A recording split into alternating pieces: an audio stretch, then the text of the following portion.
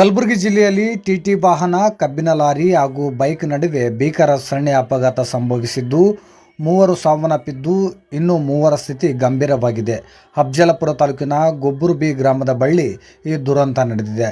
ಸರಣಿ ಅಪಘಾತದಲ್ಲಿ ಮೂವರು ಮೃತಪಟ್ಟಿದ್ದು, ಈ ಪೈಕಿ ಹೋಂಡಾ ಆಕ್ಟಿವಾ ಸವಾರನು ಅಸುನೀಗಿದ್ದಾನೆ. ಇನ್ನು ಮೂವರ ಸ್ಥಿತಿ ಚಿಂತಾಜನಕವಾಗಿದ್ದು, ಗಾಯಾಳುಗಳನ್ನು ಸಮೀಪದ ಸರ್ಕಾರಿ ಆಸ್ಪತ್ರೆಗೆ ದಾಖಲಿಸಲಾಗಿದೆ. ಟಿಟಿ ಚಾಲಕನಿಂದ ಓವರ್ಟೇಕ್ ವೇಳೆ ಸರಣಿ ಅಪಘಾತವಾಗಿದೆ ಎಂದು ಪ್ರತ್ಯಕ್ಷದರ್ಶಿಗಳು ಆರೋಪಿಸಿದ್ದಾರೆ.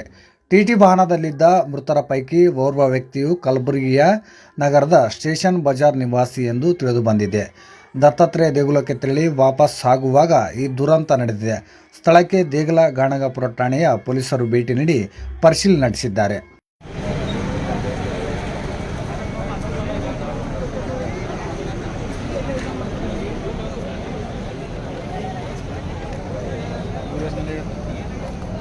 ಇಬ್ಬರ ಸದ್ಯಕ್ಕೆ